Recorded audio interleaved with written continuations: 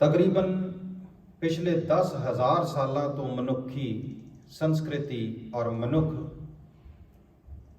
प्रेम ਨੂੰ ਸਿੱਖਣ ਦਾ ਯਤਨ ਕਰ ਰਹੇ ਨੇ, ਪਰ ਹਜੇ ਤੱਕ ਪ੍ਰੇਮ ਸਿੱਖਿਆ ਨਹੀਂ ਗਿਆ। ਹਜੇ ਵੀ ਮਨੁੱਖੀ ਸਭਿਅਤਾ ਮਨੁੱਖਾਂ ਨਾਲੋਂ ਵੱਧ ਪ੍ਰੇਮ ਜਾਨਵਰਾਂ ਔਰ ਪੰਛੀਆਂ ਔਰ ਪ੍ਰਕਿਰਤੀ ਵਿੱਚ ਨਜ਼ਰ ਆਉਂਦਾ ਹੈ। ਮਨੁੱਖ ਨਾਲੋਂ ਕਿਤੇ ਵੱਧ ਪ੍ਰੇਮ ਉਹਨਾਂ ਪਸ਼ੂਆਂ ਵਿੱਚ ਨਜ਼ਰ ਆਉਂਦਾ ਹੈ ਜਿਨ੍ਹਾਂ ਨੇ ਕਿਸੇ ਯੂਨੀਵਰਸਿਟੀ ਦਾ ਕਦੀ ਮੁਖੀ ਨਹੀਂ ਵੇਖਿਆ, ਜਿਨ੍ਹਾਂ ਦੇ ਜੀਵਨ ਵਿੱਚ ਕੋਈ ਲਫ਼ਜ਼ ਕੋਈ ਸ਼ਬਦ ਦਾ ਗਿਆਨ ਕੋਈ ਨਹੀਂ, ਜਿਹੜੇ ਕਦੀ ਕਿਸੇ ਸਕੂਲ ਵਿੱਚ ਨਹੀਂ ਗਏ, ਕਿਸੇ ਵਿਦਿਆਲੇ ਵਿੱਚ ਨਹੀਂ ਗਏ, ਕਿਸੇ ਸੱਭਿਅਕ ਹੋਣ ਵਾਲੀ ਸੰਸਥਾ ਵਿੱਚ ਨਹੀਂ ਗਏ। ਮਨੁੱਖ ਨੇ ਪਿਛਲੇ 10,000 ਸਾਲਾਂ ਤੋਂ ਆਪਣਾ ਵਿਕਾਸ ਕਰਕੇ ਅੱਜ ਜਿਸ ਸਥਾਨ ਤੇ ਪਹੁੰਚਿਆ ਹੈ, ਪਰ ਇਹਨਾਂ ਦੇ ਜੀਵਨ ਵਿੱਚ ਪ੍ਰੇਮ ਦੂਰ ਦੂਰ ਤੱਕ ਨਜ਼ਰ ਨਹੀਂ ਆਉਂਦਾ। ਅੱਜ ਵੀ ਲੋਕੀ ਪ੍ਰੇਮ ਸਿੱਖਣ ਦਾ ਯਤਨ ਕਰਦੇ ਨੇ, ਅੱਜ ਵੀ ਲੋਕੀ ਪ੍ਰੇਮ ਦੇ ਵਿੱਚ ਜੀਵਨ ਨੂੰ ਬਤੀਤ ਕਰਨ ਦਾ ਯਤਨ ਕਰਦੇ ਨੇ, ਪਰ ਫਿਰ ਵੀ ਜੀਵਨ ਵਿੱਚ ਪ੍ਰੇਮ ਦਿਸਦਾ ਨਹੀਂ, ਪ੍ਰਗਟ ਨਹੀਂ ਹੁੰਦਾ। ਜਿਤਨਾ ਕੁਝ ਸੰਸਾਰ ਅੰਦਰ ਆਪਸ ਵਿੱਚ ਧਾਰਮਿਕ ਲੋਕਾਂ ਦੇ ਵਿੱਚ ਵਖਰੇਵਾ ਨਜ਼ਰ ਆਉਂਦਾ ਹੈ, ਉਹਨਾਂ ਸ਼ਾਇਦ ਹੀ ਕਿਸੇ ਹੋਰ ਕਿੱਤੇ ਜਾਂ ਕਿਰਤ ਵਿੱਚ ਵਖਰੇਵਾ ਨਜ਼ਰ ਆਉਂਦਾ ਹੋਵੇਗਾ।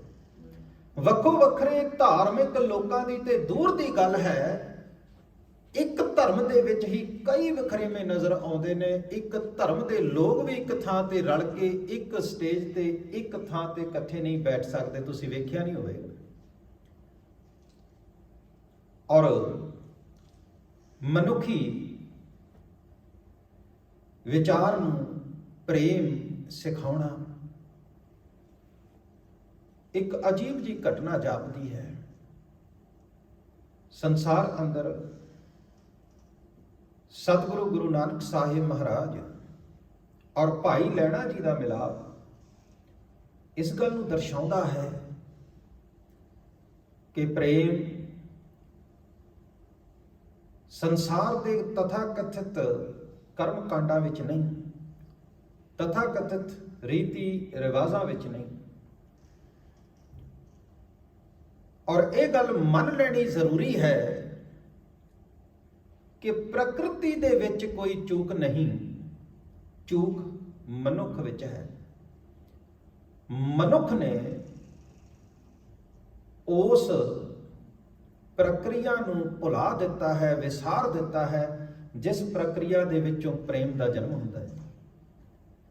ਮਨੁੱਖ ਉਸ ਪ੍ਰਕਿਰਿਆ ਨੂੰ ਜੋ ਪ੍ਰਾਕ੍ਰਿਤਿਕ ਸੀਗੀ, ਜੋ ਨੇਚਰਲ ਸੀਗੀ, ਉਸ ਨੂੰ ਭੁਲਾ ਕੇ ਆਪਣੇ ਤੌਰ ਤਰੀਕਿਆਂ ਦੇ ਨਾਲ ਪ੍ਰੇਮ ਨੂੰ ਪ੍ਰਗਟ ਕਰਨ ਦਾ ਯਤਨ ਸ਼ੁਰੂ ਕਰ ਦਿੱਤਾ ਹੈ। ਤੇ ਉਸ ਦਾ ਨਤੀਜਾ ਸਾਡੇ ਸਾਹਮਣੇ ਹੈ ਕਿ ਮਨੁੱਖੀ ਸਭਿਅਤਾ ਦੇ ਵਿੱਚ ਅੱਜ ਪ੍ਰੇਮ ਦਿਸਦਾ ਹੀ ਨਹੀਂ। ਦੂਸਰਿਆਂ ਨਾਲ ਪ੍ਰੇਮ ਤਾਂ ਦੂਰ ਦੀ ਗੱਲ ਹੈ, ਆਪਣੇ ਆਪ ਨਾਲ ਪ੍ਰੇਮ ਨਜ਼ਰ ਨਹੀਂ ਆਉਂਦਾ। ਆਪਣੇ ਜੀਵਨ ਨਾਲ ਵੀ ਪ੍ਰੇਮ ਦਿਖਾਈ ਨਹੀਂ ਦਿੰਦਾ।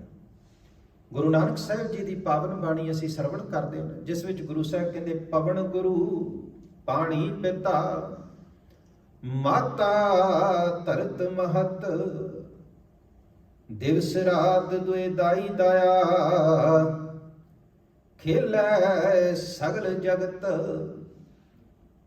ਹੁਣ ਇੱਥੇ ਸਾਰੀ ਪ੍ਰਕਿਰਤੀ ਨਾਲ ਪ੍ਰੇਮ ਕਰਨ ਦਾ ਗੁਰੂ ਸਾਹਿਬ ਜੀ ਦਾ ਵਿਚਾਰ ਸਾਹਮਣੇ ਆ ਰਿਹਾ।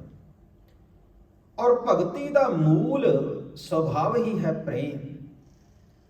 ਭਗਤੀ ਵਿੱਚ ਅਗਰ ਪ੍ਰੇਮ ਨਹੀਂ ਤੇ ਭਗਤੀ ਨਹੀਂ ਗਿਣੀ ਜਾਂਦੀ।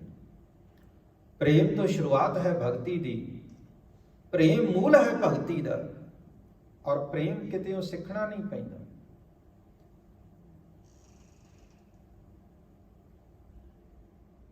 ਕਿਸੇ ਸ਼ਹਿਰ ਦੇ ਵਿੱਚ ਇੱਕ ਪੱਖੇ ਵੇਚਣ ਵਾਲਾ ਫਿਰਦਾ ਸੀ ਕਿ ਮੇਰੇ ਪੱਖੇ ਬਹੁਤ ਹੀ ਉਮਦਾ ਹਨ, ਵਧੀਆ ਹਨ, ਇਹੋ ਜਿਹੇ ਪੱਖੇ ਕਿਸੇ ਨੇ ਵੇਖੇ ਹੀ ਨਹੀਂ ਹੋਣਗੇ। ਔਰ ਜਿਹੜਾ ਮੇਰਾ ਪੱਖਾ ਹੈ ਇਹ 100 ਸਾਲ ਤੋਂ ਵੀ ਵੱਧ ਚੱਲਦਾ ਹੈ, ਐਸਾ ਹੌਕਾ ਦਿੰਦਾ ਸੀ। ਸਮਰਾਟ ਤੱਕ ਖਬਰ ਪਹੁੰਚ ਗਈ। ਸਮਰਾਟ ਨੇ ਉਸ ਨੂੰ ਸੱਦ ਲਿਆ, ਕਹਿੰਦਾ ਤੇਰੇ ਪੱਖਿਆਂ ਵਿੱਚ ਐਸਾ ਕੀ ਹੈ ਵੀ 100 ਸਾਲ ਤੋਂ ਵੱਧ ਚੱਲਦੇ ਨੇ? ਕਹਿਣ ਲੱਗਿਆ ਤੁਸੀਂ ਮੇਰੇ ਪੱਖੇ ਨੂੰ ਵਰਤ ਕੇ ਵੇਖ ਲਓ। ਸਮਰਾਟ ਕਹਿੰਦਾ ਕਿ ਮੇਰੇ ਕੋਲ ਦੁਨੀਆ ਭਰ ਦੇ ਪੱਖੇ ਕਲੈਕਸ਼ਨ ਇਕੱਠੇ ਕੀਤੇ ਹੋਏ ਨੇ, ਪਰ ਵੱਧ ਤੋਂ ਵੱਧ 5 7 10 ਸਾਲ ਚੱਲਦੇ ਨੇ, ਮੁੜ ਕੇ ਵੇਚਣਾ ਪੈਂਦਾ ਜਾਂ ਦੂਸਰਾ ਬਦਲਣਾ ਪੈਂਦਾ। ਤੇਰੇ ਪੱਖੇ ਵਿੱਚ ਕੀ ਹੈ?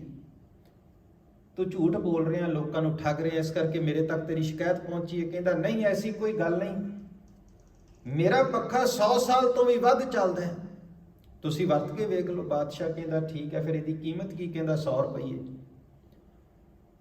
ਬੜਾ ਮਹਿੰਗਾ ਲਾ ਰਹੇ ਆ। ਕਹਿੰਦਾ ਇਸੇ ਕਰਕੇ ਤੇ ਲਾ ਰਹੇ ਆ ਵੀ ਮੇਰੇ ਪੱਖੇ ਜਿਹਾ ਦੁਨੀਆ 'ਚ ਪੱਖਾ ਕੋਈ ਨਹੀਂ ਤੇ ਚੱਲਦਾ ਵੀ 100 ਸਾਲ ਤੋਂ ਵੱਧ ਹੈ। ਬਾਦਸ਼ਾਹ ਨੇ ਖਰੀਦ ਲਿਆ। ਕਹਿੰਦਾ 1 ਹਫ਼ਤੇ ਬਾਅਦ ਤੂੰ ਇਸੇ ਥਾਂ ਤੇ ਮੈਨੂੰ ਮਿਲਣਾ ਹੈ। ਅਗਰ ਤੇਰਾ ਪੱਖਾ ਸਹੀ ਰਿਹਾ, ਮੈਨੂੰ ਤਾਂ ਇਦਾਂ ਨਹੀਂ ਜਾਪਦਾ ਵੀ ਹਫ਼ਤਾ ਵੀ ਚੱਲੇਗਾ, ਤੇ ਫਿਰ ਤੈਨੂੰ ਇਨਾਮ ਦਿੱਤਾ ਜਾਵੇਗਾ, ਨਹੀਂ ਤੇ ਤੈਨੂੰ ਸਜ਼ਾ ਦਿੱਤੀ ਜਾਵੇ। ਹੁਣ ਪੱਖਾ ਇਹੋ ਜਿਹਾ ਸੀ ਕਿ ਤੀਜੇ ਚੌਥੇ ਦਿਨ ਹੀ ਸਾਰੇ ਦਾ ਸਾਰਾ ਉਹਦਾ ਅਸਥੀ ਪੰਜਰ ਸਾਰਾ ਹਿਲ ਗਿਆ, ਡੰਡਾ ਹੱਥ ਵਿੱਚ ਰਹਿ ਗਿਆ, ਔਰ ਬਾਦਸ਼ਾਹ ਬੜਾ ਨਾਰਾਜ਼ ਹੋ ਗਿਆ। ਉਹਨੇ ਸੋਚਿਆ ਸੀ ਵੀ ਪੱਖੇ ਵੇਚਣ ਵਾਲਾ ਆਵੇਗਾ ਨਹੀਂ, ਪਰ ਉਹ ਆ ਗਿਆ। ਕਹਿੰਦਾ ਤੂੰ ਸਜ਼ਾ ਦਾ ਹੱਕਦਾਰ ਹੈ, ਜਿਹੜੀ ਗੱਲ ਕੀਤੀ ਸੀ 100 ਸਾਲ ਦੀ ਤੇ 4 ਦਿਨ ਨਹੀਂ ਚੱਲਿਆ ਤੇਰਾ ਪੱਖਾ। ਕਹਿੰਦਾ ਕਮਾਲ ਹੋ ਗਈ, ਬਾਦਸ਼ਾਹ ਸਲਾਮਤ, ਤੁਹਾਨੂੰ ਪੱਖਾ ਝੱਲਣਾ ਹੀ ਨਹੀਂ ਆਉਂਦਾ, ਤੁਹਾਨੂੰ ਇਹ ਨਹੀਂ ਪਤਾ ਪੱਖਾ ਝੱਲੀਦਾ ਕਿੱਦਾਂ ਹੈ। ਕਹਿੰਦਾ ਹੁਣ ਇਹ ਵੀ ਸਿੱਖਣਾ ਪੈਣਾ ਵੀ ਪੱਖਾ ਕਿੱਦਾਂ ਝੱਲੀਦਾ। ਕਹਿੰਦਾ ਹਾਂ ਸਿੱਖਣਾ ਪਏਗਾ, ਨਹੀਂ ਤਾਂ ਮੇਰਾ ਪੱਖਾ 100 ਸਾਲ ਤੋਂ ਘੱਟ ਚੱਲੇ ਹੋਏ ਨਹੀਂ ਸਕਦਾ। ਮੇਰੀ ਗਰੰਟੀ ਸੀ। ਉਹ ਕਹਿੰਦਾ ਵੀ ਠੀਕ ਆ, ਫਿਰ ਦੱਸ ਕਿੱਦਾਂ ਪੱਖਾ ਝੱਲੀਦਾ। ਕਹਿੰਦਾ ਤੁਸੀਂ ਕਿੱਦਾਂ ਝੱਲਦੇ ਸੀ? ਕਹਿੰਦਾ ਜਿੱਦਾਂ ਲੋਕੀ ਝੱਲਦੇ ਉਦਾਂ ਚੱਲ ਰਿਹਾ ਸੀ। ਕਹਿੰਦਾ ਨਹੀਂ, ਏਦਾਂ ਨਹੀਂ, ਪੱਖਾ ਨਹੀਂ ਹਿਲਾਉਣਾ। ਕਹਿੰਦਾ ਪੱਖਾ ਰੋਕ ਕੇ ਰੱਖਣਾ, ਸਿਰ ਹਿਲਾਉਣਾ ਹੈ, ਤੇ ਇਹ ਪੱਖਾ ਹਿੱਲੇਗਾ ਨਹੀਂ ਤੇ 100 ਸਾਲ ਤੋਂ ਬਾਅਦ ਚੱਲੇਗਾ, ਟੁੱਟੇਗਾ ਹੀ ਕੋਈ ਨਹੀਂ। ਤੁਸੀਂ ਸਿਰ ਨਹੀਂ ਹਿਲਾਇਆ, ਪੱਖਾ ਹਿਲਾਇਆ। ਹੁਣ ਇਸੇ ਤਰ੍ਹਾਂ ਸੰਸਾਰ ਦੇ ਵਿੱਚ ਪ੍ਰੇਮ ਸਿਖਾਇਆ ਜਾ ਰਿਹਾ ਹੈ। ਹਰ ਨੂੰ ਕਹਿ ਦਿੱਤਾ ਜਾਂਦਾ ਹੈ ਤੂੰ ਗਲਤ ਹੈ, ਜਿਹੜਾ ਤੂੰ ਕਰਮ ਕਰ ਰਿਹਾ ਗਲਤ ਕਰ ਰਿਹਾ, ਸਹੀ ਨਹੀਂ ਕਰ ਰਿਹਾ। ਗੰਗਾ ਕਿੱਥੋਂ ਚੱਲਦੀ ਹੈ, ਗੰਗੋਤਰੀ ਕਿੱਥੇ ਹੈ, ਪਰ ਦੁਨੀਆ ਦੀ ਕੋਈ ਵੀ ਪ੍ਰਾਕ੍ਰਿਤਿਕ ਤਾਕਤ ਗੰਗਾ ਨੂੰ ਰੋਕ ਨਹੀਂ ਪਾਉਂਦੀ। ਹਿਮਾਲਯ ਪਰਬਤ ਨੂੰ ਚੀਰਦੀ ਹੋਈ, ਜਿਹੜਾ ਦੁਨੀਆ ਦਾ ਸਭ ਤੋਂ ਵੱਡੇ ਪਰਬਤਾਂ ਦੇ ਵਿੱਚੋਂ ਇੱਕ ਪਰਬਤ ਹੈ, ਉਸ ਨੂੰ ਚੀਰਦੀ ਹੋਈ ਵੀ ਸਮੁੰਦਰ ਵਿੱਚ ਜਾ ਕੇ ਰਲ ਜਾਂਦੀ। ਕੋਈ ਰੋਕ ਰਿਹਾ? ਕੋਈ ਰੋਕਣ ਦੀ ਤਾਕਤ ਰੱਖਦਾ ਹੈ? ਹਾਂ, ਅਗਰ ਕੋਈ ਰੋਕ ਸਕਦਾ ਹੈ ਤੇ ਮਨੁੱਖ ਹੀ ਰੋਕ ਸਕਦਾ ਹੈ। ਮਨੁੱਖ ਦੀ ਇੰਜੀਨੀਅਰਿੰਗ ਰੋਕ ਸਕਦੀ, ਜਿਹੜੀ ਕਿ ਉਹਦੇ ਉੱਤੇ ਬਾਂਧ ਬਣਾ ਦੇ, ਡੈਮ ਬਣਾ ਦੇ ਤੇ ਉਹਦੇ ਪਾਣੀ ਨੂੰ ਰੋਕ ਦੇ। ਪ੍ਰਕਿਰਤੀ ਤੇ ਇੱਕ ਸਹਾਰਾ ਹੈ।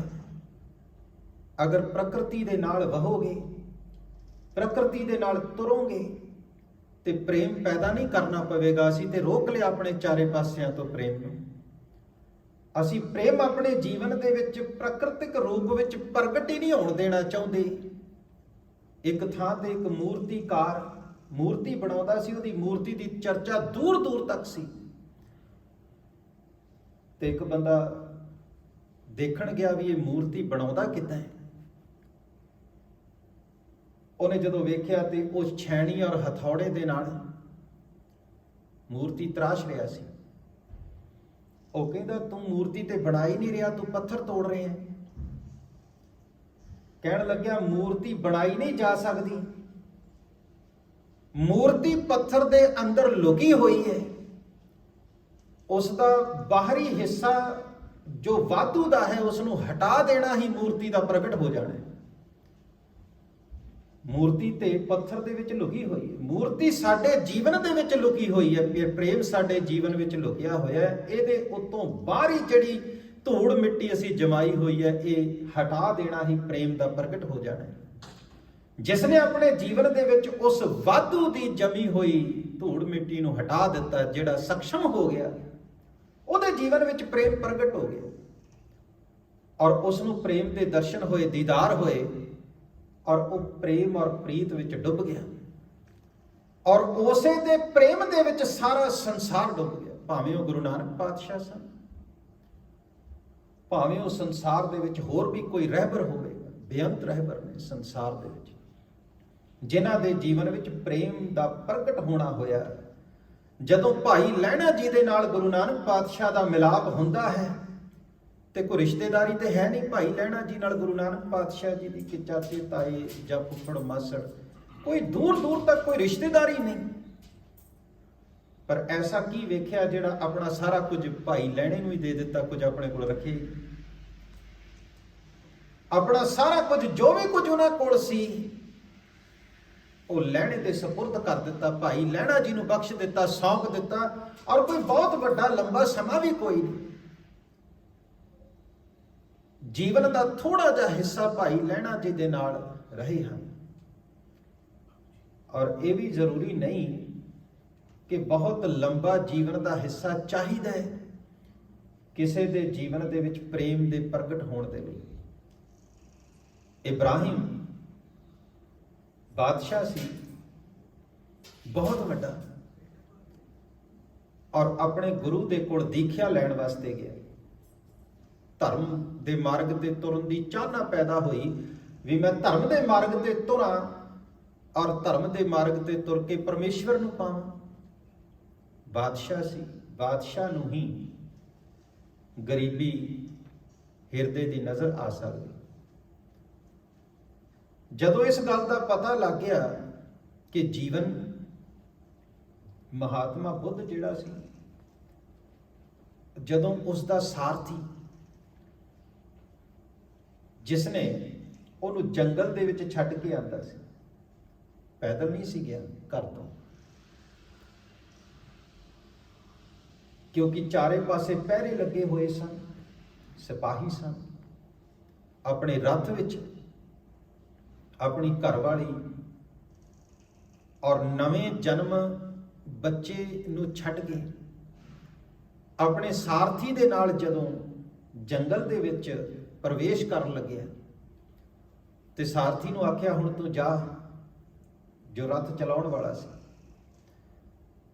ਉਹਨੇ ਪੁੱਛਿਆ ਬੁੱਧ ਨੂੰ ਕਿ ਤੁਸੀਂ ਜੰਗਲ ਵਿੱਚ ਕਿਉਂ ਜਾ ਰਹੇ ਹੋ, ਰਾਤ ਦਾ ਸਮਾਂ ਹੈ, ਚਲੋ ਵਾਪਸ ਮਹਿਲਾਂ ਵੱਲ, ਇੱਥੇ ਜਾਣਾ ਉਚਿਤ ਨਹੀਂ। ਉਹਨੇ ਜਵਾਬ ਦਿੱਤਾ ਸੀ ਜੋ ਬੌਧ ਇਤਿਹਾਸ ਲਿਖਦਾ ਹੈ ਕਿ ਕਿਹੜਾ ਮਹਿਲ, ਉੱਥੇ ਤੇ ਮੈਨੂੰ ਅੱਗ ਦੀਆਂ ਲਪਟਾਂ ਨਜ਼ਰ ਆ ਰਹੀਆਂ ਨੇ, ਉਹ ਤੇ ਮੈਨੂੰ ਏਦਾਂ ਜਾਪਦਾ ਜਿਸ ਤਰ੍ਹਾਂ ਮੈਨੂੰ ਸਾੜ ਦੇਗਾ, ਖਤਮ ਕਰ ਦੇਗਾ, ਮੇਰੇ ਜੀਵਨ ਨੂੰ ਜਲਾ ਕੇ ਰਾਖ ਕਰ ਦੇਗਾ।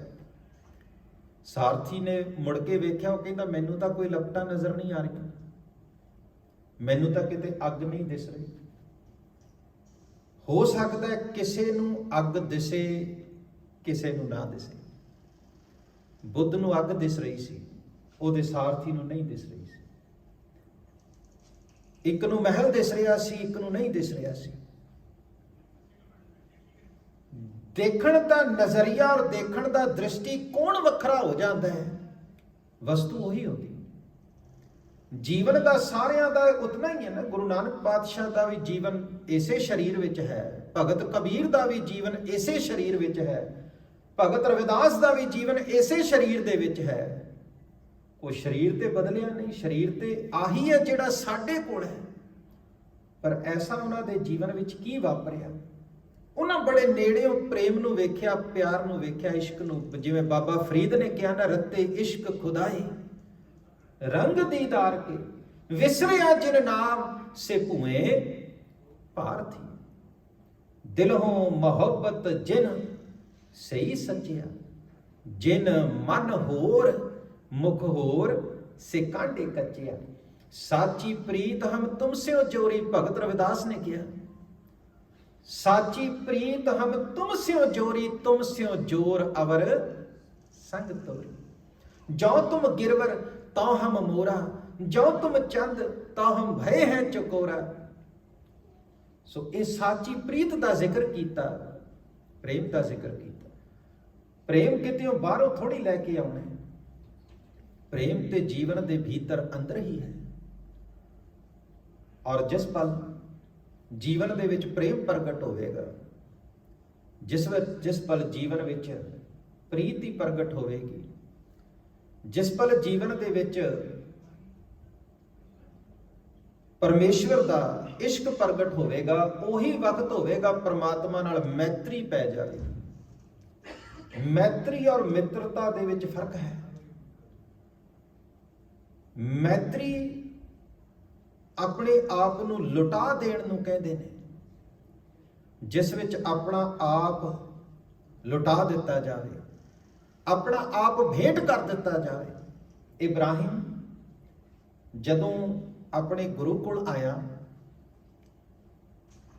ਤੇ ਗੁਰੂ ਨੇ ਆਖਿਆ ਕਿ ਆਪਣੇ ਸਾਰੇ ਕੱਪੜੇ ਲਾਹ ਦੇ, ਉਹਨੇ ਲਾਹ ਦਿੱਤੇ। ਹੁਣ ਜੁੱਤੀ ਚੱਕ ਲਾ ਤੇ ਆਪਣੇ ਸਿਰ 'ਚ ਮਾਰਨੀ ਸ਼ੁਰੂ ਕਰ ਦੇ। ਸਾਰੇ ਨਗਰ ਦਾ ਗੇੜਾ ਕੱਢ ਕੇ ਆ ਗਿਆ ਇਬਰਾਹਿਮ, ਲੋਕੀ ਪਿੱਛੇ ਇਕੱਠੇ ਹੋ ਗਏ, ਜਲੂਸ। ਗੁਰੂ ਨੇ ਕਿਹਾ ਸਮਝ ਲੱਗੀ?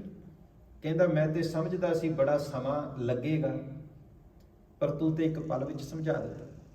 ਹੰਕਾਰ ਤੋੜ ਕੇ ਪਾਸੇ ਰੱਖ ਦਿੱਤਾ, ਅਹੰਕਾਰ ਮਿਟਾ ਦਿੱਤਾ। ਹੁਣ ਅੰਦਰ ਸਿਰਫ ਤੇ ਸਿਰਫ ਪ੍ਰੇਮ ਹੀ ਪ੍ਰੇਮ ਹੈ। ਸੰਸਾਰ ਦੇ ਵਿੱਚ ਐਸੀਆਂ ਬਹੁਤ ਸਾਰੀਆਂ ਬਾਉਂਡਰੀਜ਼ ਅਸੀਂ ਬਣਾ ਲਈਆਂ ਜਿਨ੍ਹਾਂ ਨੇ ਪ੍ਰੇਮ ਨੂੰ ਰੋਕਿਆ ਹੋਇਆ ਹੈ, ਪ੍ਰਗਟ ਹੀ ਨਹੀਂ ਹੋਣ ਦਿੰਦੀ, ਬਾਹਰ ਨਿਕਲਣ ਹੀ ਨਹੀਂ ਦਿੰਦੀ। ਔਰ ਇਹੀ ਸਾਧਨ ਹੈ ਸਤਿਗੁਰਾਂ ਨੇ ਗੁਰਬਾਣੀ ਵਿੱਚ ਜੋ ਬਚਨ ਕਿਹਾ, ਕੀਰਤਨ ਨਿਰਵਾਣ ਕੀਰਤਨ ਗਾਵੋ ਕਰਤੇ ਕਾ ਨਿਮਕ ਸਿਮਰਤ ਜਿਤ ਛੂਟੈ। ਉਹਨਾਂ ਸਾਰੀਆਂ ਬਾਉਂਡਰੀਜ਼ ਨੂੰ ਖਤਮ ਕਰ ਦੇਗਾ ਜੀਵਨ ਵਿੱਚ ਪ੍ਰਗਟ ਹੋਇਆ ਕੀਰਤਨ। ਜਦੋਂ ਜੀਵਨ ਵਿੱਚ ਕੀਰਤਨ ਪ੍ਰਗਟ ਹੋ ਗਿਆ, ਫਿਰ ਜੀਵਨ ਦੇ ਵਿੱਚ ਪ੍ਰੇਮ ਆਪਣੇ ਆਪ ਪ੍ਰਗਟ ਹੋ ਜਾਵੇਗਾ। ਨਿਰੰਕਾਰ ਪਰਮਾਤਮਾ ਪ੍ਰਭੂ ਪਰਮੇਸ਼ਵਰ ਦੇ ਦਰਸ਼ਨ ਦੀਦਾਰ ਪ੍ਰਗਟ ਹੋ ਜਾਣਗੇ। ਉਹ ਪ੍ਰਭੂ ਸਾਹਮਣੇ ਵਸਦਾ ਨਜ਼ਰ ਆਵੇਗਾ। ਉਹ ਪਰਮੇਸ਼ਵਰ ਜੀਵਨ ਦੇ ਹਰ ਪਲ ਆਪਣੇ ਨਜ਼ਦੀਕ ਨਜ਼ਰ ਆਵੇਗਾ। ਜਿਵੇਂ ਰਵਿਦਾਸ ਨੇ ਕਿਹਾ ਨਾ, ਕਹਿ ਰਵਿਦਾਸ ਹਾਥ ਪੈ ਨੀਰੈ ਸਹਿਜੇ ਹੋਏ ਸੋ ਹੋਈ। ਜੀਵਨ ਤੋਂ ਭੱਜਣ ਦੀ ਲੋੜ ਨਹੀਂ, ਜੀਵਨ ਤੋਂ ਦੌੜਨ ਦੀ ਲੋੜ ਨਹੀਂ। ਅਨੇਕਾਂ ਕਰਮ ਕਾਂਡ ਜੋ ਜੀਵਨ ਦੇ ਵਿੱਚ ਧਾਰਮਿਕ ਪੱਧਰ ਤੇ ਚੱਲ ਰਹੇ ਹਨ, ਉਹਨਾਂ ਕਰਮ ਕਾਂਡਾਂ ਨੇ ਹੀ ਜੀਵਨ ਨੂੰ ਪਰਮੇਸ਼ਵਰ ਤੋਂ ਦੂਰ ਕੀਤਾ ਹੋਇਆ। ਪ੍ਰੇਮ ਦੀ ਕੋਈ ਪਰਿਭਾਸ਼ਾ ਨਹੀਂ ਹੁੰਦੀ। ਤੁਸੀਂ ਕਹੋ ਕਿ ਪ੍ਰੇਮ ਦੀ ਕੋਈ ਪਰਿਭਾਸ਼ਾ ਦੱਸ ਸਕੇ। ਮੈਂ ਆਪਣੀ ਪਤਨੀ ਨਾਲ ਇਸ ਕਰਕੇ ਪ੍ਰੇਮ ਕਰਦਾ ਹਾਂ ਕਿਉਂਕਿ ਮੇਰੀ ਪਤਨੀ ਆਸਟ੍ਰੇਲੀਅਨ ਸਿਟੀਜ਼ਨ ਹੈ ਤੇ ਮੈਂ ਵੀ ਸਿਟੀਜ਼ਨਸ਼ਿਪ ਲੈਣੀ ਹੈ। ਸੋ ਉਹ ਪ੍ਰੇਮ ਦੀ ਕੋਈ ਪਰਿਭਾਸ਼ਾ ਤੇ ਨਹੀਂ ਹੋਵੇਗੀ ਨਾ। ਮੈਂ ਇਸ ਕਰਕੇ ਮੈਰਿਜ ਕਰਨੀ ਹੈ ਕਿ ਫਲਾਣਾ ਬੰਦਾ ਅਮਰੀਕਨ ਸਿਟੀਜ਼ਨ ਹੈ। ਉਹ ਪ੍ਰੇਮ ਦੀ ਉਹ ਇੱਕ ਕੰਟਰੈਕਟ ਹੋ ਸਕਦਾ ਹੈ, ਉਹ ਇੱਕ ਬਣਾਇਆ ਹੋਇਆ ਪਰਫਾਰਮਾ ਹੋ ਸਕਦਾ ਹੈ। ਪ੍ਰੇਮ ਦੇ ਵਿੱਚ ਕੋਈ ਕਿਸੇ ਪ੍ਰਕਾਰ ਦੀ ਪਰਿਭਾਸ਼ਾ ਨਹੀਂ। ਪ੍ਰੇਮ ਪਰਿਭਾਸ਼ਾਵਾਂ ਤੋਂ ਰਹਿਤ ਹੈ। ਪ੍ਰੇਮ ਆਪਣੇ ਆਪ ਦੇ ਵਿੱਚ ਸੰਪੂਰਨ ਹੈ। ਔਰ ਇਹ ਵੀ ਨਹੀਂ ਦੱਸਿਆ ਜਾ ਸਕਦਾ ਵੀ ਮੈਂ ਕਿਤਨਾ ਕੁ ਪ੍ਰੇਮ ਕਰਦਾ ਕਿਸੇ ਦੇ ਨਾਲ। ਮੈਂ ਆਪਣੇ ਭਰਾ ਨਾਲ ਕਿਤਨਾ ਕੁ ਪ੍ਰੇਮ ਕਰਦਾ, ਮੈਂ ਆਪਣੀ ਭੈਣ ਨਾਲ ਕਿਤਨਾ ਕੁ ਪ੍ਰੇਮ ਕਰਦਾ, ਮੈਂ ਆਪਣੇ ਮਾਤਾ ਪਿਤਾ ਨਾਲ ਕਿਤਨਾ ਕੁ ਪ੍ਰੇਮ ਕਰਦਾ। ਪ੍ਰੇਮ ਦਾ ਕੋਈ ਅੰਦਾਜ਼ਾ ਨਹੀਂ। ਜੇ ਪ੍ਰੇਮ ਦੀ ਕੋਈ ਪਰਿਭਾਸ਼ਾ ਨਹੀਂ ਤੇ ਪ੍ਰੇਮ ਦਾ ਕੋਈ ਹਿਸਾਬ ਕਿਤਾਬ ਵੀ ਨਹੀਂ। ਪ੍ਰੇਮ ਪ੍ਰੇਮ ਹੈ। ਪ੍ਰੇਮ ਜੀਵਨ ਦੇ ਵਿੱਚ ਪੈਦਾ ਹੋਇਆ ਇੱਕ ਅਹਿਸਾਸ ਹੈ। ਔਰ ਗੁਰਬਾਣੀ ਨੇ ਐਸਾ ਪ੍ਰੇਮ ਤੁਹਾਨੂੰ ਸੰਸਾਰ 'ਚ ਨਜ਼ਰ ਹੀ ਨਹੀਂ ਆਵੇਗਾ। ਜਿੱਥੇ ਭਗਤ ਰਵਿਦਾਸ ਜੀ ਵੀ ਹਨ, ਜਿੱਥੇ ਬਾਬਾ ਫਰੀਦ ਵੀ ਹਨ, ਜਿੱਥੇ ਭਗਤ ਨਾਮਦੇਵ ਵੀ ਹਨ, ਜਿੱਥੇ ਭਗਤ ਧੰਨਾ ਵੀ ਹੈ, ਜਿੱਥੇ ਭਗਤ ਬੇਣੀ ਵੀ ਹੈ। ਗੁਰੂ ਗ੍ਰੰਥ ਸਾਹਿਬ ਵਿੱਚ ਇਹਨਾਂ ਸਾਰੇ ਭਗਤਾਂ ਦੀ ਬਾਣੀ। ਹੈਰਾਨਗੀ ਹੁੰਦੀ ਜਦੋਂ ਕੋਈ ਧੰਨ ਗੁਰੂ ਗ੍ਰੰਥ ਸਾਹਿਬ ਜੀ ਦੇ ਨਜ਼ਦੀਕ ਜਾਂਦਾ ਹੈ ਤੇ ਜਿੱਥੇ ਇੱਕ ਪਾਸੇ ਰਾਮ ਆਖਿਆ ਜਾਂਦਾ ਹੈ, ਉੱਥੇ ਹੀ ਅੱਲਾ ਆਖਿਆ ਜਾਂਦਾ ਹੈ। ਬੋਲੇ ਸ਼ੇਖ ਫਰੀਦ ਪਿਆਰੇ ਅੱਲਾ ਲਗੇ। ਫਰੀਦ ਕਹਿੰਦਾ ਹੈ ਅੱਲਾ ਪਿਆਰਾ ਲੱਗਦਾ ਹੈ। ਗੁਰੂ ਨਾਨਕ ਪਾਤਸ਼ਾਹ ਨੂੰ ਫਰੀਦ ਪਿਆਰਾ ਲੱਗਿਆ, ਗਲ ਨਾਲ ਲਾ ਲਿਆ। ਉੱਥੇ ਹੀ ਇਹ ਲਫ਼ਜ਼ ਆਉਂਦਾ ਰਾਮ ਸਿਮਰ ਰਾਮ ਸਿਮਰ ਰਾਮ ਸਿਮਰ ਇਹ ਤੇਰਾ ਕਾਜ। ਉਹ ਵੀ ਗਲ ਨਾਲ ਲਾ ਲਿਆ। ਜਦੋਂ ਮਨੁੱਖੀ ਸਭਿਅਤਾ ਨੂੰ ਇਸ ਗੱਲ ਦੀ ਸਮਝ ਲੱਗ ਗਈ ਔਰ 10,000 ਸਾਲ ਮਨੁੱਖੀ ਸਭਿਅਤਾ ਨੂੰ ਇਸ ਅਸਥਾਨ ਤੱਕ ਪਹੁੰਚਦਿਆਂ ਲੱਗ ਗਏ, ਔਰ 10,000 ਚਾਹੇ ਹੋਰ ਲੱਗ ਜਾਣ ਤਾਂ ਵੀ ਪ੍ਰੇਮ ਦੀ ਸਮਝ ਨਹੀਂ ਪਏਗੀ, ਤਾਂ ਵੀ ਅਸੀਂ ਪ੍ਰੇਮ ਦੇ ਨਜ਼ਦੀਕ ਨਹੀਂ ਹੋ ਪਾਵਾਂਗੇ, ਤਾਂ ਵੀ ਅਸੀਂ ਪ੍ਰੇਮ ਦੇ ਨੇੜੇ ਨਹੀਂ ਹੋ ਪਾਵਾਂਗੇ। ਕਿਉਂ? ਤੁਹਾਡੇ ਸਾਹਮਣੇ ਹੈ, ਕੋਈ ਕਹੈ ਭੂਤਨਾ, ਕੋ ਕਹੈ ਬੇਤਾਲਾ, ਕੋਈ ਆਖੈ ਆਦਮੀ, ਨਾਨਕ ਵਿਚਾਰਾ, भया दीवाना शाह का, नानक बौराना, लोग कहें कबीर बौराना। ਜਦੋਂ ਜੀਵਨ ਪ੍ਰੇਮ ਵਿੱਚ ਚਲਿਆ ਗਿਆ, ਉੱਥੇ ਜੀਵਨ ਬੌਰਾ ਹੋ ਜਾਂਦਾ ਹੈ, ਕਿਉਂਕਿ ਉੱਥੇ ਬੁੱਧੀ ਸਮਾਪਤ ਹੋ ਜਾਂਦੀ ਹੈ, ਦਿਮਾਗ ਸਮਾਪਤ ਹੋ ਜਾਂਦਾ ਹੈ, ਉੱਥੇ ਮਨ ਸ਼ੂਨਯ ਹੋ ਜਾਂਦਾ ਹੈ, ਮਨ ਦੀ ਵਿਚਾਰ ਰਹਿੰਦੀ ਕੋਈ ਨਹੀਂ। ਜਿਸ ਵਕਤ ਕੋਈ ਪ੍ਰੇਮ ਵਿੱਚ ਡੁੱਬ ਜਾਏ, ਮਨ ਨਹੀਂ ਰਹਿੰਦਾ। ਬਾਈਬਲ ਦੀ ਇੱਕ ਗਾਥਾ ਹੈ, ਸੈਮਸਨ ਨਾਮ ਦਾ ਇੱਕ ਬਹੁਤ ਵੱਡਾ ਵਾਰੀਅਰ ਸੀਗਾ। ਬਾਈਬਲ ਦਾ 11ਵਾਂ ਅਧਿਆਇ, ਸੈਮਸਨ ਨਾਮ ਦਾ ਇੱਕ ਬਹੁਤ ਵੱਡਾ ਯੋਧਾ, ਐਸਾ ਵਾਰੀਅਰ ਸੀ ਕਿ ਆਖਿਆ ਜਾਂਦਾ ਹੈ ਕਿ ਜਦੋਂ ਉਸ ਦੇ ਸਾਹਮਣੇ ਕੋਈ ਆਉਂਦਾ ਸੀ, ਉਹਦੇ ਕੋਲ ਐਸੀ ਪਾਵਰ ਸੀ ਕਿ ਸਾਹਮਣੇ ਵਾਲੇ ਦੀ ਤਾਕਤ ਉਹਦੇ ਨਾਲੋਂ ਅੱਧੀ ਹੋ ਜਾਂਦੀ ਸੀ, ਜਾਂ ਕਹਿ ਲਓ ਉਹਦੀ ਤਾਕਤ ਸਾਹਮਣੇ ਵਾਲੇ ਨਾਲੋਂ ਦੁੱਗਣੀ ਹੋ ਜਾਂਦੀ ਸੀ। ਇਸ ਕਰਕੇ ਕੋਈ ਉਹਨੂੰ ਜਿੱਤ ਨਹੀਂ ਸੀ ਪਾਉਂਦਾ। ਔਰ ਜਿਤਨੇ ਵੀ ਯੁੱਧ ਸੈਮਸਨ ਨੇ ਕੀਤੇ, ਉਹ ਸਾਰੇ ਉਸਨੇ ਜਿੱਤੇ, ਕਿਉਂਕਿ ਉਹਦੇ ਸਾਹਮਣੇ ਜਿਹੜਾ ਆਉਂਦਾ ਸੀ ਉਹਦੀ ਤਾਕਤ ਅੱਧੀ ਰਹਿ ਜਾਂਦੀ ਸੀ, ਇਹ ਉਸ ਤੋਂ ਦੁੱਗਣੀ ਤਾਕਤ ਦਾ ਹੋ ਜਾਂਦਾ ਸੀ। ਉਸ ਅਧਿਆਇ ਵਿੱਚ ਅੱਗੇ ਜਾ ਕੇ ਲਿਖਿਆ ਹੈ, ਫਿਰ ਇਸ ਦੀ ਤਾਕਤ ਦਾ ਅੰਦਾਜ਼ਾ ਲਾਉਣ ਦੇ ਲਈ ਇਸ ਦੇ ਤੱਕ ਇੱਕ ਇਸਤਰੀ ਨੂੰ ਭੇਜਿਆ ਗਿਆ, ਜਿਸ ਨੇ ਇਸ ਦੇ ਨਾਲ ਵਿਵਾਹ ਕੀਤਾ, ਮੈਰਿਜ ਕੀਤੀ, ਸ਼ਾਦੀ ਕੀਤੀ, ਔਰ ਅਸੀਂ ਉਹਨੂੰ ਝੂਠਾ ਪ੍ਰੇਮ ਕਹਿ ਸਕਦੇ ਹਾਂ। ਔਰ ਦੋਨਾਂ ਦੇ ਵਿੱਚ ਇੱਕ ਝੂਠੇ ਪ੍ਰੇਮ ਦਾ ਬੰਧਨ, ਇਸਤਰੀ ਦੇ ਵੱਲੋਂ ਪ੍ਰੇਮ ਝੂਠਾ ਸੀ ਔਰ ਸੈਮਸਨ ਦੇ ਵੱਲੋਂ ਪ੍ਰੇਮ ਸੱਚਾ ਸੀ। ਉਹਨੇ ਇਸ ਤੋਂ ਇੱਕ ਦਿਨ ਪੁੱਛਿਆ ਕਿ ਤੇਰੀ ਤਾਕਤ ਦਾ ਕਾਰਨ ਕੀ ਹੈ। ਇਹਨੇ ਉਸ ਨੂੰ ਝੂਠ ਦੱਸਿਆ। ਪਿੰਜਰੇ ਦੇ ਵਿੱਚ ਇੱਕ ਪੈਰਟ ਕੈਦ ਕੀਤਾ ਹੋਇਆ ਸੀ। ਇਹਨੇ ਕਿਹਾ ਵੀ ਇਸ ਪੈਰਟ ਦੇ ਵਿੱਚ ਮੇਰੀ ਤਾਕਤ ਹੈ, ਔਰ ਸਵੇਰ ਹੋਣ ਤੋਂ ਪਹਿਲਾਂ ਉਹ ਪੈਰਟ ਮਰਿਆ ਹੋਇਆ ਸੀ ਔਰ ਇਸਤਰੀ ਉੱਥੇ ਹੈ ਨਹੀਂ ਸੀ, ਉਹਨੂੰ ਛੱਡ ਕੇ ਜਾ ਚੁੱਕੀ ਸੀ, ਕਿਉਂਕਿ ਉਹ ਦੁਸ਼ਮਣਾਂ ਦੀ ਭੇਜੀ ਹੋਈ ਸੀ। ਜਦੋਂ ਉਹਨੇ ਜਾ ਕੇ ਸੁਨੇਹਾ ਦੇ ਦਿੱਤਾ ਵੀ ਉਹਦੀ ਤਾਕਤ ਖਤਮ ਹੋ ਗਈ ਤੇ ਹੁਣ ਤੁਸੀਂ ਹਮਲਾ ਕਰ ਸਕਦੇ ਹੋ, ਅਟੈਕ ਕੀਤਾ ਗਿਆ, ਉਹ ਫੇਰ ਜਿੱਤ ਗਿਆ ਸੈਮਸਨ। ਉਸ ਲੜਕੀ ਦੀ ਰਿਪੋਰਟ ਜਿਹੜੀ ਸੀ ਉਹ ਸਹੀ ਨਹੀਂ ਨਿਕਲੀ। ਉਹ ਇਸਤਰੀ ਦੁਬਾਰਾ ਫੇਰ ਆ ਗਈ। ਉਹਨੇ ਉਹਨੂੰ ਮਿਹਣਾ ਮਾਰਿਆ ਵੀ ਮੈਂ ਤੇਰੇ ਨਾਲ ਪ੍ਰੇਮ ਕੀਤਾ ਸੀ, ਪਰ ਤੂੰ ਮੇਰੇ ਪ੍ਰੇਮ ਦਾ ਮੈਨੂੰ ਕੀ ਸਿਲਾ ਦਿੱਤਾ, ਮੈਨੂੰ ਸਹੀ ਗੱਲ ਦੱਸੀ ਨਹੀਂ, ਮੈਨੂੰ ਸੱਚ ਨਹੀਂ ਦੱਸਿਆ, ਮੈਨੂੰ ਝੂਠ ਦੱਸਿਆ। ਹੋਣਾ ਤੇ ਚਾਹੀਦਾ ਸੀ ਵੀ ਜੇ ਪੈਰਟ ਮਰ ਗਿਆ ਤੇ ਤੂੰ ਵੀ ਮਰ ਜਾਣਾ ਚਾਹੀਦਾ ਸੀ। ਕਿਉਂ? ਕਿਉਂਕਿ ਤੂੰ ਕਹਿੰਦਾ ਸੀ ਤੇਰੀ ਤਾਕਤ ਇਸ ਵਿੱਚ ਹੈ, ਪਰ ਹੋਇਆ ਨਹੀਂ। ਫਿਰ ਉਹਨੇ ਸੱਚ ਦੱਸਿਆ। ਸੱਚ ਕੀ ਸੀ? ਸੱਚ ਸੀ ਵੀ ਉਹਨੇ ਦੱਸਿਆ ਵੀ ਮੇਰੀ ਜਿਹੜੀ ਤਾਕਤ ਹੈ ਉਹ ਮੇਰੇ ਕੇਸਾਂ ਵਿੱਚ ਹੈ, ਹੇਅਰਸ, ਵਾਲਾਂ ਵਿੱਚ ਹੈ, ਸਿਰ ਦੇ ਵਾਲਾਂ ਵਿੱਚ। ਜੇ ਕੋਈ ਇਹਨਾਂ ਨੂੰ ਕੱਟ ਦੇ ਤਾਂ ਫਿਰ ਇਹ ਬਾਈਬਲ ਕਹਿੰਦੀ 11ਵਾਂ ਅਧਿਆਇ, ਜੇ ਕੋਈ ਉਹਨਾਂ ਨੂੰ ਕੱਟ ਦੇ ਤੇ ਫਿਰ ਮੈਂ ਹਾਰ ਜਾਵਾਂਗਾ, ਮੈਨੂੰ ਸਾਹਮਣੇ ਵਾਲਾ ਜਿੱਤ ਲਏਗਾ। ਔਰ ਉਹੀ ਹੋਇਆ। ਸਵੇਰ ਹੋਈ ਨਹੀਂ, ਰਾਤ ਨੂੰ ਉਸ ਨੂੰ ਉਹਨੇ ਨਸ਼ਾ ਦਿੱਤਾ ਔਰ ਰਾਤ ਨੂੰ ਉਸ ਦੇ ਸੁੱਤੇ ਪਏ ਦੇ ਉਹਨੇ ਵਾਲ ਕੱਟ ਦਿੱਤੇ, ਕੇਸ ਕੱਟ ਦਿੱਤੇ। ਔਰ ਜਦੋਂ ਉਸ ਤੇ ਫਿਰ ਹਮਲਾ ਕੀਤਾ ਗਿਆ ਤੇ ਉਹ ਹਾਰ ਗਿਆ, ਬੰਦੀ ਬਣਾ ਲਿਆ ਗਿਆ, ਕੈਦੀ ਹੋ ਗਿਆ। ਪ੍ਰੇਮ ਦੇ ਵਿੱਚ ਮਤ ਕੰਮ ਨਹੀਂ ਕਰਦੀ, ਮਨ ਨਹੀਂ ਹੁੰਦਾ।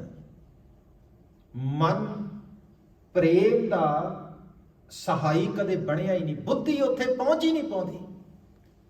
ਬੁੱਧੀ ਸ਼ੂન્ય ਹੋ ਜਾਂਦੀ, ਸ਼ਾਂਤ ਹੋ ਜਾਂਦੀ, ਉਹਨੂੰ ਪਤਾ ਹੀ ਨਹੀਂ, ਕਿਉਂਕਿ ਉਹ ਰਸ ਹੀ ਇੰਨਾ ਡੂੰਘਾ ਹੈ। ਇਸੇ ਕਰਕੇ ਸਤਿਗੁਰਾਂ ਨੇ ਕਿਹਾ ਕਿ ਅਗਰ ਮਨ ਨੂੰ ਸ਼ਾਂਤ ਕਰਨਾ ਹੈ, ਬੁੱਧੀ ਨੂੰ ਸ਼ਾਂਤ ਕਰਨਾ ਹੈ, ਮਨ ਨੂੰ ਟਿਕਾਉਣਾ ਹੈ, ਤੇ ਪ੍ਰੇਮ ਕਰ। ਔਰ ਪ੍ਰੇਮ ਕਿਤੇ ਉਹ ਸਿੱਖਣਾ ਨਹੀਂ ਪਏਗਾ, ਪ੍ਰੇਮ ਆਪਣੇ ਆਪ ਅੰਦਰੋਂ ਪ੍ਰਗਟ ਹੋਣਾ ਹੈ।